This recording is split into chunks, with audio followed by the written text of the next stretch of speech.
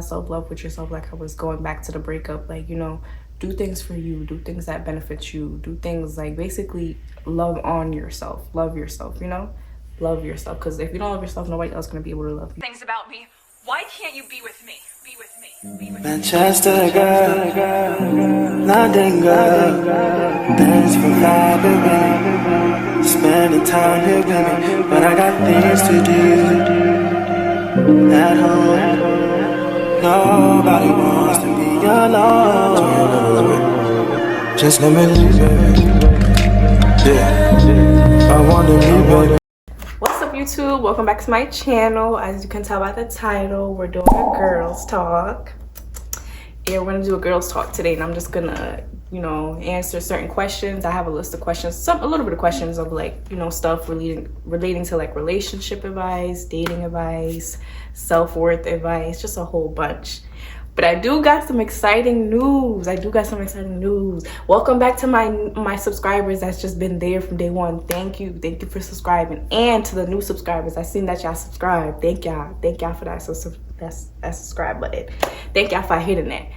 And for the news that I have today to let y'all know is I finally figured out a little name for my fan base, for the few subscribers that I do have. I know I don't have much, but I figured out a little name for you guys. And yeah, and I want you guys to hear it. And the name is Star Nation. Yes, we're gonna turn up. We're getting teed up. Star Nation. I know you want to cry on Nation. That's like the whole fan base name. And then like for you guys, like I will call you guys like Starlights. So like the whole fan base name is gonna be Star Nation, and then the name for y'all would be like Starlights. And you know, and let me know if you guys like the name Starlights, but I'm definitely naming the fan base as Star Nation. But let me know if you guys like Starlights. Just comment down below. And yeah, and that's all. Just keep staying tuned. Thank you for the support. The first question is, what makes a perfect date for you? What makes a perfect date for me? I would say, I guess, when like the guy puts very much thought into the date, like very much thought, like every little detail is just special. The whole moment of it is just special. Like it's just all detail oriented. I love things that involve detail, like very much detail, because then it just shows me like you cared. You thought of every little detail for the date, and you also knew what I liked. So you brought me to a restaurant that I liked, or you brought me to somewhere where I liked the food, like, you know, stuff like that. And I do like spontaneous dates, like, you know, just out of nowhere, oh, I'm gonna take you on a date. I love stuff like that. A nice outing, you know, he buys you a certain outfit for you to put on, you go and you put that outfit on, and then he brings you to the restaurant, and you guys, you know, you have a nice little evening, a nice little date. Hey, it could even be a movie date too, like, you know, he takes you to your favorite movie, or like one of those romance movies. Like that's also good too. The second question is, what do you think of marriage, or do you want to get married? What do I think of marriage? I think marriage is very beneficial. I think marriage is a very good thing to do, you know, because there's a lot of baby mothers and baby fathers. So I feel like marriage is something very I would like to do too. Like, because I asked if you want to get married. Yes, I would love to get married. I don't want to be nobody's baby mama. No, I'm not being nobody's baby mama. I can't deal with that baby mama, baby father drama. So yes, I think marriage is very high key. To build a successful, functional family, you need marriage. Yeah. What was your first kiss like? My first kiss, it was very it was nice. It was I mean, was anything, it was special, I guess. It was because it was with my ex-boyfriend. So yeah, I guess it was, yeah, it wasn't bad. Yeah, it wasn't. If y'all don't really know how to kiss, I just say wing it, to be honest. Just wing it, you know. But yeah, my first kiss, it wasn't bad. I actually didn't like it because it was with somebody I like, so you know, it wasn't bad. The next question is, how do you get over a breakup? My thoughts on how you get over a breakup would be just, I know it's hard, but just not focus on the breakup. You know, just try to live your own life, you know, find new hobbies, new interests, do things that benefit you in your life, you know, things that will make you happy, you know? So I just feel like just not really think too much about it. I know it might be hard sometimes, especially if you broke up with somebody that was the love of your life, you know, it might be hard. I would also say self-love does have to be a factor in it. You have to pour into yourself and give yourself a lot of self-love, you know, do things for you, like I would say. You know, just focus on yourself, building yourself, and you know, building yourself to be a better person, or to just work on like things about yourself, or just to just self-improve yourself. Find a new hobby, find a new career, find a new thing to do. If it's YouTube, you can do YouTube. If it's a clothing, like just find new things that you can do to like just focus yourself or your mind back into you, like pour back into yourself. And you know, once you get out of the breakup, because it might be hard, you might miss the person, but I just feel like if you keep your mind occupied, you won't have to really think too much about the breakup no more, you know? Just think about stuff that can help you. The next one might be talking about self-love and self-growth. Self-love, I would say self-love is very a good high-key thing to have. It's very beneficial, not even just in relationships. It's also beneficial in friendships and life. I feel like having self-love is really a big key factor. Once you have self-love, you know, basically treat yourself how you would want people to treat you. So, you know, sometimes the way you get treated is also a projection of how you think of yourself, you know? If people disrespect you or they talk to you a certain way, you're allowing it. So that means you allow yourself to have that self-disrespect, you know?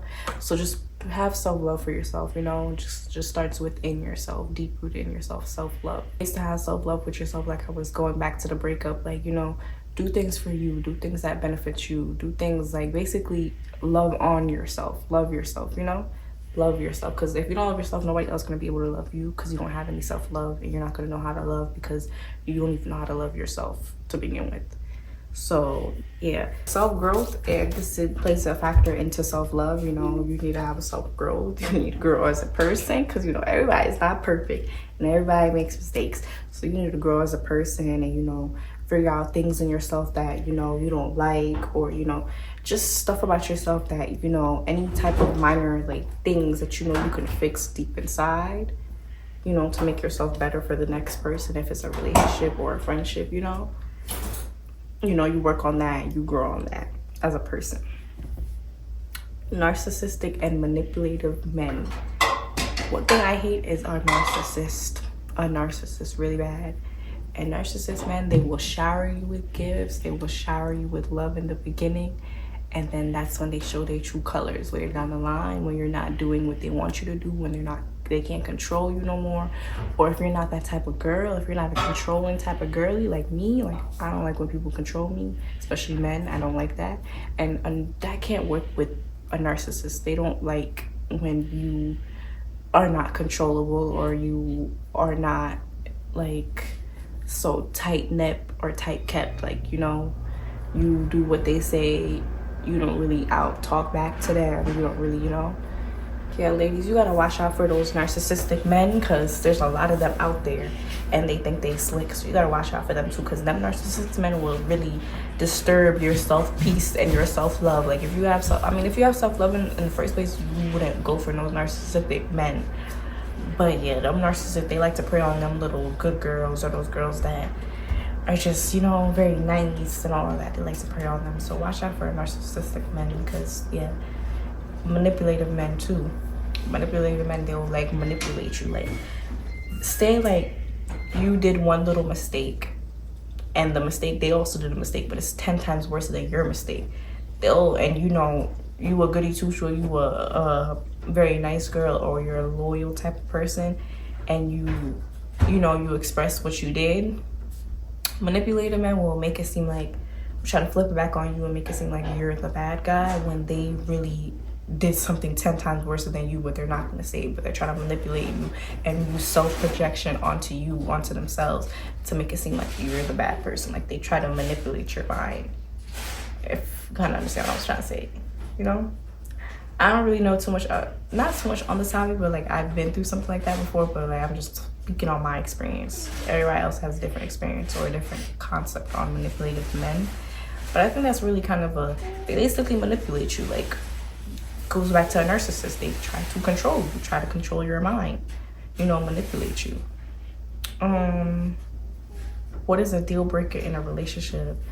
A deal breaker, once again, goes back to that narcissistic, manipulative thing. Me, personally, for a deal breaker for me, I don't like somebody that could try to control me. Like, I don't like that controlling type of something. Like, I don't think people should be controlled. I think people should have their own free will and free mind and own, free will to do what they want and think and, do what they want. Yes, you can respect the person or respect your partner or respect the friendship, but I feel like you shouldn't try to control nobody. Everybody's their own person. Everybody was made differently. God made them differently. And another deal breaker would be cheating.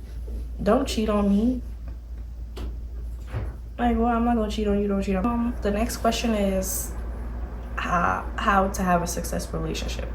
Relationships aren't usually like successful. Like, not everybody's perfect, so you can't be expecting no successful or perfect type of relationship because everybody goes through ups and downs, arguments.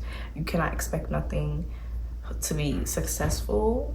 But I would say an aspect of like to make the relationship work or how to make the relationship work, I would say one, the key factor is to involve God. You always have to have God in the relationship because once you have God in the relationship, like nothing's really going to happen because you have God. So once you have God, a God-hearted heart or a God-like mindset, the relationship I feel like will be successful. Like if y'all get into arguments, y'all have a God-like mindset to know that's how a person is. Everybody's not perfect, and you have to give people grace and give them grace and forgiveness. That's why you also have to have God in the relationship because sometimes it can be hard to forgive. It could be real hard to forgive.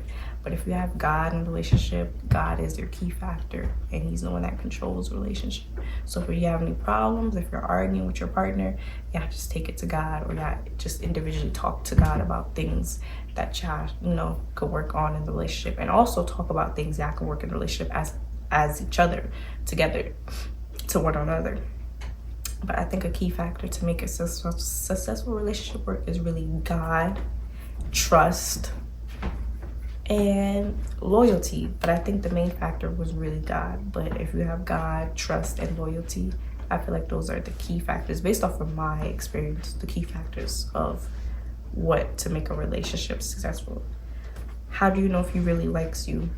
That's the next question.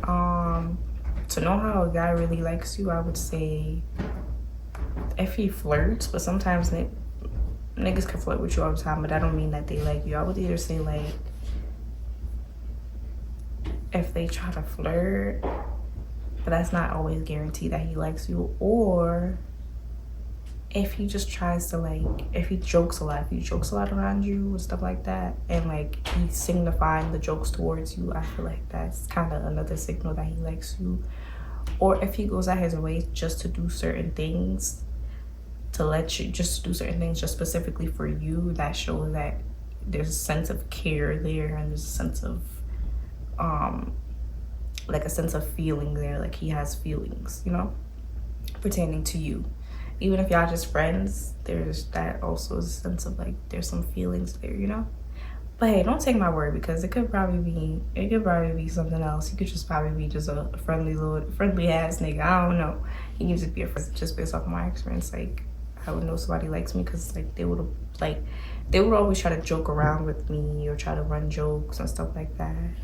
And if they're always wanting to be around you, that's another way they like you. If they always want to be around you, if that person always wants to be around you, 24/7, always just trying to find ways to just stand next to you or to speak to you or to be near you in your presence, that's how they like you too.